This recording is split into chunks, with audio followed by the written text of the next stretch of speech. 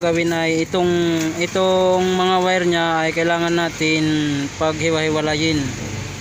Hiwalayin natin itong dalawang wire na to, yung black at saka red. Hiwalayin natin, at saka itong blue at gray.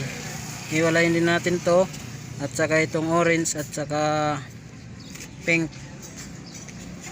at dalawang yellow. Yan, yun ang unang gagawin natin para hindi tayo mahirapan mamaya mag wiring. Let's go. Ayan guys, dito natin nilagay yung kanyang ECU pa to tawag, pre,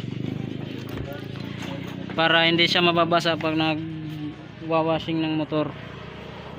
Yan, dito natin nilagay sa air cleaner. Ayan, at saka itong blue at saka orange